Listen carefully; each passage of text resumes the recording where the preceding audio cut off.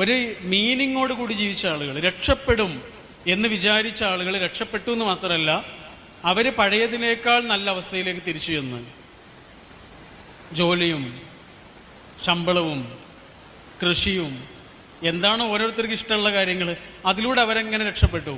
എന്നാൽ ഒരു മീനിങ്ങും ഇല്ല എന്ന് വിചാരിച്ച ആളുകളുണ്ടല്ലോ, ജീവിതത്തെ നെഗറ്റീവായിട്ട് കണ്ട ആളുകൾ, അവരങ്ങനെ വരുന്നു പോകുന്നു, സ്കൂളിലേക്കാണെങ്കിൽ വരിക പോവുക, പഠിക്കുന്നൊന്നുണ്ടാവില്ല. പരീക്ഷയുള്ള കാര്യം തന്നെ ആരെങ്കിലും പറയുമ്പോഴാണ് അവരറിയുക, അല്ലേ?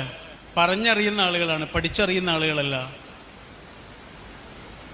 ഇങ്ങനെയുള്ള ആളുകൾ എവിടെ എത്തൂല എന്നാണ് അദ്ദേഹം പറയുന്നത്. എന്നാൽ അവനവൻ്റെ ഉള്ളിലൊരു പാഷൻ ഉണ്ടാവുകയാണ്, എന്തെങ്കിലും ആകണം എന്നുള്ളൊരു പാഷന്. അതെന്താവട്ടെ, നിങ്ങളുടെ ഉള്ളിലൊരു മ്യൂസിഷ്യനാണോ ഉള്ളത്, പാട്ട് പാടാനാണോ നിങ്ങൾക്ക് കഴിയുക, എത്താവുന്ന അത്രയും ഉയരങ്ങളിൽ എത്തിയ ഒരു പാട്ടുകാരനായി നിങ്ങൾ മാറുക എന്നുള്ളതാണ് ആ പാഷൻ എന്ന് പറയുന്നത്. നിങ്ങൾക്ക് നന്നായി ചിത്രം വരയ്ക്കാനാണോ കഴിയുക, ഏറ്റവും നല്ല ചിത്രകാരനാകാൻ എന്തൊക്കെയാണോ വേണ്ടത് അതൊക്കെ നിങ്ങൾ ചെയ്യുക എന്നുള്ളതാണ് ആ പാഷൻ, മീനിങ്. നിങ്ങൾക്ക് പഠിക്കാനാണോ കഴിയുക, എത്ര വലിയ ജോലിയിലേക്കാണോ നിങ്ങൾക്ക് എത്താൻ കഴിയുക അത്രയും ഉയരങ്ങളിൽ നിങ്ങൾ എത്തുക എന്നുള്ളതാണ് ആ പാഷൻ. ഒരു പാഷൻ ഇല്ലാതെ ഒരാൾ എങ്ങനെ ജീവിക്കും? അതാണ് അദ്ദേഹം ചോദിക്കുന്ന ചോദ്യം. ഒരു പാഷൻ ഇല്ലാതെ ഒരാൾ എങ്ങനെ ജീവിക്കും? ആ പാഷന് ഒരാളുടെ ഉള്ളിൽ കരുതി വെക്കുക എന്നുള്ളതാണ് പ്രത്യേകിച്ച് നിങ്ങളുടെ ഈ പ്രായത്തിൽ നിങ്ങൾ ചെയ്യേണ്ട ഏറ്റവും വലിയ കാര്യം. കാരണം എന്താണെന്ന് പറയുക, നിങ്ങളുടെ ഈ പ്രായം നിങ്ങളെ ഡിഫൈൻ ചെയ്യുന്ന പ്രായമാണ്. അറിയാലോ അല്ലേ? കുറച്ച് കാലം കഴിഞ്ഞ് അതൊക്കെ മാറും, ഈ ആഘോഷങ്ങളൊക്കെ ഇല്ലാതാവും. ഇപ്പം നിങ്ങൾക്ക് ഉണ്ടാവുന്ന ഒരു ജീവിതത്തിൻ്റെ ഒരു ആനന്ദം ഉണ്ടല്ലോ, ആ ആനന്ദം ഇനി കുറയാണ് ചെയ്യുക. നിങ്ങളുടെ ഉത്തരവാദിത്തങ്ങൾ വരും. ഇപ്പം നിങ്ങൾ ആലോചിക്കുന്നത് പോലെ ഒന്നും ആലോചിക്കാൻ കഴിയില്ല. നിങ്ങൾക്ക് ഒരുപാട് ആളുകളെക്കുറിച്ച് കൺസിഡർ ചെയ്യേണ്ടി വരും, ഒരുപാട് കാര്യങ്ങളെക്കുറിച്ച് ആലോചിക്കേണ്ടി വരും. ഇപ്പം നിങ്ങൾക്ക് ജീവിതത്തിൽ അനുഭവിക്കുന്ന ഒരു ഫ്രീഡം ഉണ്ട്. ആ ഫ്രീഡത്തിൽ എങ്ങാനും നിങ്ങൾ വീണുപോയാൽ ഇത് ഫ്രീഡമല്ല എന്നും ജീവിതത്തെ ഡിഫൈൻ ചെയ്യുന്ന സമയമാണ് എന്നും നിങ്ങൾ മനസ്സിലാക്കി കഴിഞ്ഞാൽ വരാനിരിക്കുന്നത് സന്തോഷത്തിൻ്റെ നാളുകളായിരിക്കും. ഈ എയിമിലേക്ക് നിങ്ങൾ എത്തേണ്ട പ്രായവും അങ്ങനെ ഒരു എയിം നിങ്ങൾ ഡിഫൈൻ ചെയ്യേണ്ട പ്രായമാണിത്. ഞാൻ ആരാകണമെന്ന് നിങ്ങൾ തീരുമാനിക്കേണ്ട സമയമാണ്. നിങ്ങളിപ്പോൾ എന്താണോ തീരുമാനിക്കുന്നത് നിങ്ങളത് ആയിത്തീരും.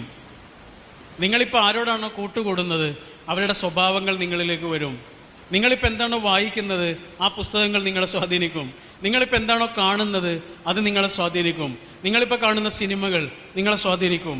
നിങ്ങൾ കേൾക്കുന്ന സംഭാഷണങ്ങൾ, പ്രസംഗങ്ങൾ അത് നിങ്ങളെ സ്വാധീനിക്കും.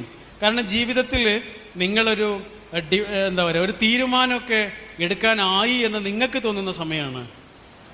സത്യത്തിൽ അങ്ങനെ ആയിട്ടില്ല. അതുകൊണ്ടാണ് പാരൻസ് പലപ്പോഴും നിങ്ങളോട് നോ നോ എന്ന് പറയുന്നത്. ഈ സമയത്ത് പാരൻസിൽ നിന്ന് ഏറ്റവും കൂടുതൽ നോ എന്ന് കേൾക്കുന്ന പ്രായമായിരിക്കും അത്, അല്ലേ? നമ്മുടെ അടുത്ത് വരുന്ന കുറേ കുട്ടികളെയും കൊണ്ടുവരുന്ന രക്ഷിതാക്കൾ ഉണ്ടാവാറുണ്ട്.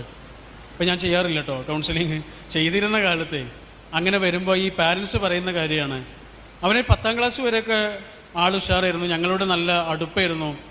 10ാം ക്ലാസ്സൊക്കെ കഴിഞ്ഞോടുകൂടി ഞങ്ങളെങ്ങനെ വിടാൻ തുടങ്ങി. 7ാം ക്ലാസ് വരെയൊക്കെ അവന് ഞങ്ങളോട് ഭയങ്കര സ്നേഹമായിരുന്നു.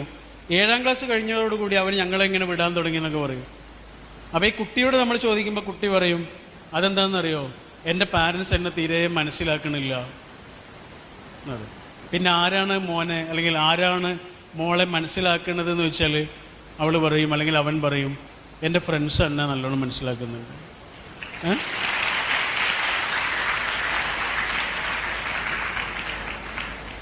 തന്നെ പറഞ്ഞത് ഫ്രണ്ട്സ് നല്ലോണം മനസ്സിലാക്കുന്നുണ്ടെന്ന് പറയും. എന്നിട്ടൊരു കാര്യം കൂടി പറയും, പക്ഷേ എൻ്റെ പാരൻസിന് എൻ്റെ ഫ്രണ്ട്സിനെ ഇഷ്ടമല്ലെന്ന് പറയും. എൻ്റെ വാപ്പയ്ക്കും ഉമ്മയ്ക്കും എൻ്റെ ഫ്രണ്ട്സിനെ ഇഷ്ടമല്ല, പക്ഷെ എൻ്റെ ഫ്രണ്ട്സാണ് എന്നെ മനസ്സിലാക്കുന്ന ആളുകൾ എന്നൊക്കെ പറയും. സത്യത്തിൽ പാരൻസ് നിങ്ങളെ മനസ്സിലാക്കുന്നുണ്ടോ ഇല്ലേ? ഉണ്ടോ ഇല്ലേ? ഉണ്ടെന്ന് നിങ്ങൾക്ക് തന്നെ അറിയാം, അല്ലേ? അവർ നോ എന്ന് പറയുന്നത് എന്തിനാന്ന് പോലും നിങ്ങൾക്കറിയാം. നിങ്ങളോടുള്ള ദേഷ്യം കൊണ്ടല്ല എന്നറിയാലോ, അല്ലേ? ഇപ്പം നിങ്ങളുടെ വീട്ടിൽ ചെറിയ അനിയത്തിയോ അല്ലെങ്കിൽ അനിയനൊക്കെ ഉണ്ടാവില്ല, ചെറിയ നഴ്സറി പോലും പോകാനായിട്ടില്ല, അത്രയും ചെറിയ കുട്ടികളൊക്കെ ഉണ്ടാവും. ആ കുട്ടി ഒരു ദിവസം അടുക്കളയിൽ ഇങ്ങനെ വന്നിട്ട് അവിടെ ഏറ്റവും മൂർച്ചയുള്ള കത്തി കയ്യിലെടുത്ത്, ഏറ്റവും മൂർച്ചയുള്ള കത്തിയാണ്, പക്ഷെ ഇപ്പോൾ ആ കത്തി മൂപ്പര കയ്യിലാണ്, ആ കുട്ടിയുടെ കയ്യിലാണ്. നിങ്ങളെങ്ങനെ അത് വാങ്ങുക? ദേഷ്യപ്പെടുമോ? പിടിച്ചു വാങ്ങുമോ? പിന്നെ സോപ്പിടുക ചെയ്യാം, അല്ലേ? നമ്മൾ സോപ്പിടുകയല്ലേ ചെയ്യാം, എന്താ പറയുക, മയത്തിലാണ്, അല്ലേ? കക്കൻ്റെ കുട്ടിയല്ലേ എന്നൊക്കെ ചോദിച്ചിട്ടാണ് വാങ്ങാം. ഇല്ലെങ്കിലോ നമ്മൾ പിടിച്ചു വാങ്ങിയാൽ എന്ത് സംഭവിക്കും? മുറിവാകും. ഇത് ആർക്കറിയില്ല? മൂപ്പർക്ക് അറിയില്ല. ആ കുട്ടിക്ക് അറിയില്ല അത് അപകടമാണെന്ന്. ആ കുട്ടിക്ക് അറിയില്ല. ഞാൻ രക്ഷിതാക്കളോട് പറയണേ, ആ കുട്ടിക്ക് അറിയില്ല അത് അപകടമാണ്. അപ്പം നമ്മൾ എങ്ങനെയാണ് വാങ്ങുക? ഏറ്റവും മയത്തിലാണ് അവൻ്റെ കയ്യിൽ നിന്നത് വാങ്ങുക, അല്ലേ? ഇതേ കുട്ടി തന്നെയാണ് വലിയ കുട്ടിയാവുന്നത്. അവൻ്റെ കൗമാരത്തിലും അവൻ്റെ +2 സമയത്തും അവൻ്റെ SSLC സമയത്തും ഒക്കെ അവൻ്റെ കയ്യിൽ ഇങ്ങനെ ഓരോ കത്തി ഉണ്ടാവും. അവൻ ചെന്നെടുത്ത കത്തിയാണ്. അത് തെറ്റായ കൂട്ടുകെട്ടുകളാവാം, തെറ്റായ ശീലങ്ങളാവാം, ലഹരിയാവാം, വേണ്ടാത്ത ചങ്ങാതിമാരാകാം. ഇതൊക്കെ ആ കത്തിയാണ്. അവൻ അറിയില്ല അത് മൂർച്ചയുള്ളതാണ് എന്നും അത് പൊള്ളുന്നതാണ് എന്നും അത് മുറിവാകുന്നതാണെന്നും മൂപ്പർക്ക് അറിയില്ല. നമ്മളെങ്ങനെയാണ് അത് വാങ്ങേണ്ടത്? ഒരു ചെറിയ കുട്ടിയായിരുന്നപ്പോൾ എങ്ങനെയാണോ വാങ്ങിയത് അങ്ങനെ തന്നെ വാങ്ങേണ്ടി വരും. അതാണ് ആ പാട്ട്. കുഞ്ഞിക്കാലടി ഓരടി തെറ്റുമ്പോൾ, കേട്ടില്ലേ? ബാലേട്ടനിലെ പാട്ടാണ്. അച്ഛൻ മരിച്ചു, മകൻ പാടുകയാണ്, കുഞ്ഞിക്കാലടി ഓരടി തെറ്റുമ്പോൾ കൈ തന്ന് കൂടെ വന്നു. എനിക്കെൻ്റെ ഉപ്പ മരിച്ചപ്പോഴാണ് ശരിക്കും അത് മനസ്സിലായത്, ആ പാട്ടിൻ്റെ അർത്ഥം. കുഞ്ഞിക്കാലടി ഓരടി ഇങ്ങനെ തെറ്റുമ്പോഴേ കൈ തന്ന് കൂടെ വന്നോ വാപ്പയും ഉമ്മയും. ഈ കുഞ്ഞിക്കാലടി ചെറിയ കുട്ടിയാകുമ്പോൾ മാത്രമല്ല തെറ്റുക, കൗമാരത്തിലും ചെറുപ്പത്തിലും എന്താ പറയുക യൗവനത്തിലും SSLC സമയത്തും +2 സമയത്തും ഒക്കെ ഈ കാലടി ഇങ്ങനെ തെറ്റിപ്പോകുന്നുണ്ട്. അവനെ ഇങ്ങനെ പിടിച്ചു കൊണ്ടുവരേണ്ടത് സ്നേഹത്തോടെ തന്നെ പിടിച്ചു കൊണ്ടുവരേണ്ടി വരും. ഇതാണ് ഒരു രക്ഷിതാവിന് കുട്ടികളോട് ചെയ്യാനുള്ള ഏറ്റവും മഹത്തായ കാര്യം. അപ്പം നിങ്ങളോട് എനിക്ക് പറയാനുള്ളത് എന്താണെന്നറിയോ? നമ്മൾ ആരെ സ്നേഹിക്കുമ്പോഴും അവർക്ക് എന്തെങ്കിലും ഒരു കണ്ടീഷനൊക്കെ ഉണ്ടാവും, അല്ലേ? നമ്മൾ അങ്ങോട്ട് സ്നേഹിച്ചാലേ അവരിങ്ങോട്ട് സ്നേഹിക്കുള്ളൂ, അല്ലേ? അങ്ങോട്ട് റിപ്ലൈ ചെയ്യാൻ വൈകിയാൽ പോലും ആ സ്നേഹം കുറയുന്നത് കാണാം, അല്ലേ? പക്ഷെ ഒരു കണ്ടീഷനും ഇല്ലാതെ അൺകണ്ടീഷണലായിട്ട് നിങ്ങളെ സ്നേഹിക്കുന്ന രണ്ട് ആളുകൾ ഈ ലോകത്തുള്ളൂ. അതാരാന്നറിയോ നിങ്ങൾക്ക്? പാപ്പയും അമ്മയാണ്. ഒരു സംശയം വേണ്ട.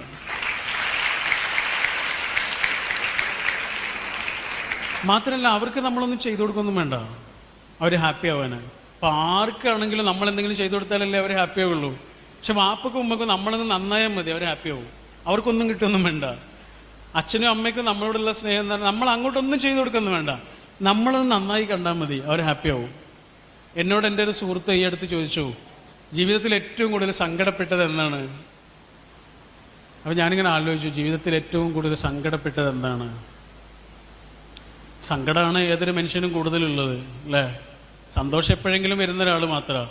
സങ്കടം നമ്മുടെ വീട്ടിലുള്ള ആളാണ്, അയാളെപ്പോഴും കൂടെ ഉണ്ടാവും. അപ്പോൾ ഞാൻ ആലോചിച്ചു, എപ്പോഴായിരിക്കും ഏറ്റവും കൂടുതൽ സങ്കടപ്പെട്ടത്?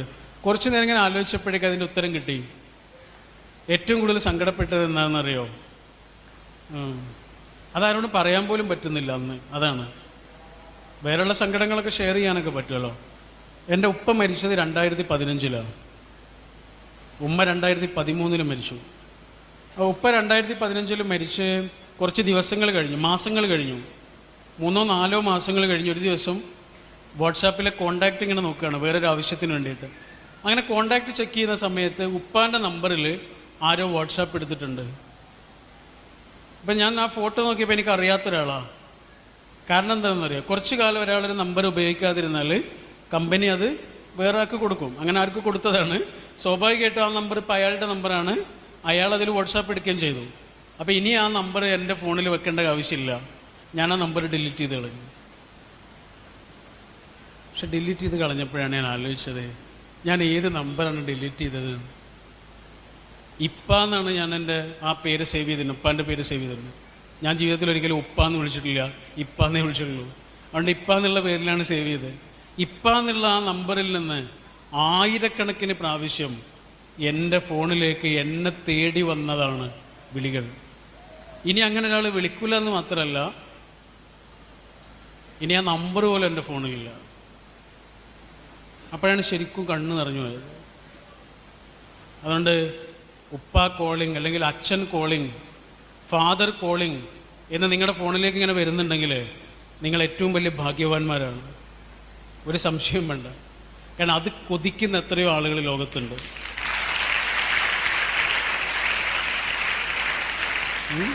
അച്ഛൻ കോളിങ് അല്ലെങ്കിൽ അമ്മ കോളിങ് എന്നിങ്ങനെ കാണാൻ വേണ്ടിയിട്ട് കൊതിക്കുന്ന ആളുകളുണ്ട് ലോകത്ത്. അങ്ങനെ ഒരു അവസ്ഥയിലല്ല നിങ്ങളുള്ളതെങ്കിൽ നിങ്ങൾ ഭാഗ്യവാന്മാരാണ്. അതുകൊണ്ട് നമ്മുടെ കൂടെയുള്ള മനുഷ്യന്മാർ നമ്മൾ കാരണം ഹാപ്പി ആവണം എന്നുള്ളതാണ് അതിൽ വളരെ പ്രധാനപ്പെട്ട ഒന്ന്. അതിനെന്ത് വേണമെന്ന് അറിയാം നിങ്ങൾ, നമുക്കൊരു മിഷൻ ഉണ്ടാവണം, നമ്മളെവിടെയെങ്കിലുമൊക്കെ എത്തണം.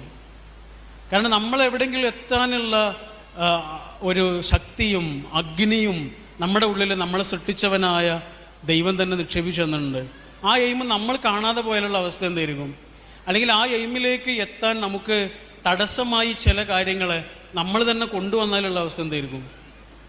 അതാണ് പലപ്പോഴും സംഭവിക്കുക, അല്ലേ? നമ്മൾ എത്തേണ്ട ഒരു എയിമിൽ നിന്ന് നമ്മളെ പിടിച്ചു വലിക്കുന്നത് പലപ്പോഴും എന്തായിരിക്കും? നമ്മൾ ഉണ്ടാക്കി വെച്ച മതിലുകൾ തന്നെയായിരിക്കും, അല്ലേ?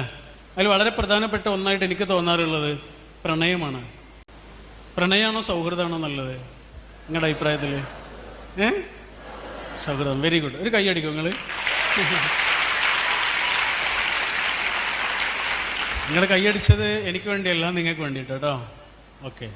കാരണം എന്താണെന്ന് പറയുക, നിങ്ങൾ ഉയരെ എന്ന് പറഞ്ഞ സിനിമ കണ്ടിരുന്നല്ലേ?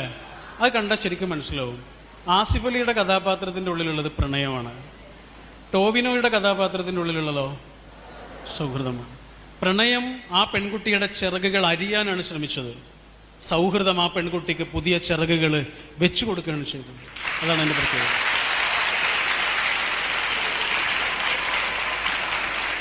പ്രണയം കുപ്പിയിലടച്ചിട്ട കുറച്ച് വെള്ളമാണെങ്കിൽ സൗഹൃദം ഒരു സമുദ്രമാണ് എന്നതാണ് അതിൻ്റെ പ്രത്യേകത. ആ കുപ്പിയിലടച്ചിട്ട വെള്ളം നല്ല കളർ വെള്ളമൊക്കെയാണ് കേട്ടോ, കാണാൻ ഭയങ്കര രസമുള്ള വെള്ളമാണ്. പക്ഷെ കുപ്പിയിലടച്ചിട്ട വെള്ളമാണ്. നിങ്ങൾക്ക് അതിനപ്പുറത്തേക്ക് പോകാൻ കഴിയില്ല. അയാളൊന്ന് മിണ്ടിയിട്ടില്ലെങ്കിൽ, അയാളൊന്ന് റിപ്ലൈ ചെയ്തിട്ടില്ലെങ്കിൽ, നീല ടിക്കുകൾ വന്നിട്ടും അയാളൊന്ന് മൈൻഡ് ചെയ്തിട്ടില്ലെങ്കിൽ, അയാൾ നമ്മളെ ഒന്ന് അവഗണിച്ചാൽ, അയാൾ വേറൊരാളോട് സംസാരിച്ചാൽ ഒക്കെ നമുക്കുണ്ടാകുന്ന ഒരു പ്രശ്നമുണ്ടല്ലോ. സത്യത്തിൽ നമ്മുടെ എനർജി മുഴുവനും നമ്മളൊരൊറ്റ ആളിൽ കൊണ്ടുപോയി നിക്ഷേപിക്കുന്നതിൻ്റെ പേരാണ് പ്രണയം. ആ എനർജി മുഴുവനും ഒരുപാട് ആളുകളിലേക്ക് നമ്മളിങ്ങനെ കൊടുക്കുമ്പോൾ ഉണ്ടാവണ നമ്മൾ ഹാപ്പി ആയിരിക്കും. അതുകൊണ്ട് പലപ്പോഴും എന്താ സംഭവിക്കുന്നതെന്ന് അറിയാം നിങ്ങൾ, പ്രണയത്തിലേക്ക് മനുഷ്യന്മാർ വീണു പോകുക ചെയ്യുക. അങ്ങനെ തന്നെയാണ് പ്രയോഗവും. ഫാളിങ് ഇൻ ലവ് എന്നാ പറയുക. ഫാളിങ് എന്ന് പറഞ്ഞാൽ എന്താണ്? വീണ് വീഴുന്ന. അവിടെ നിന്ന് ആരും എഴുന്നേറ്റ് വന്നിട്ടില്ല, എല്ലാവരും വീണ് കിടക്കുകയാണ്. വീണ് കിടക്കുകയാണ് ചെയ്യാന്നറിഞ്ഞാലും ആളുകൾ പിന്നെയും പോയിട്ട് അവിടെ വീഴുകയും ചെയ്യും, അല്ലേ? പൊറോട്ട കഴിക്കുന്ന പോലെയാണ്. ഇന്നാൾ ആരോ പറഞ്ഞില്ലേ, പൊറോട്ട കേടാന്ന് എല്ലാവർക്കും പറയാം, എന്നാലും കഴിക്കുമെന്ന് പറഞ്ഞില്ലേ? ഇതേപോലെയാണ്. ഈ ഒരു അവസ്ഥയിൽ എങ്ങാനും നിങ്ങൾ വീണു പോയാലുണ്ടല്ലോ, സംഭവിക്കുന്നത് എന്തായിരിക്കും എന്നറിയാം നിങ്ങൾ? നിങ്ങളുടെ പല ലക്ഷ്യങ്ങളിൽ നിന്നും അത് നിങ്ങളെ പിറകോട്ട് കൊണ്ടുപോകും. പക്ഷെ നിങ്ങൾക്ക് നല്ല സൗഹൃദങ്ങളാണുള്ളതെങ്കിൽ നിങ്ങളുടെ ഉയരങ്ങളിലേക്ക്, പുതിയ ഉയരങ്ങളിലേക്ക്, പുതിയ ആകാശങ്ങളിലേക്ക് നിങ്ങളെ സൗഹൃദങ്ങൾ നിങ്ങളെങ്ങനെ പറത്തുകയാണ് ചെയ്യുക. അതാണ് എൻ്റെ പ്രത്യേകത.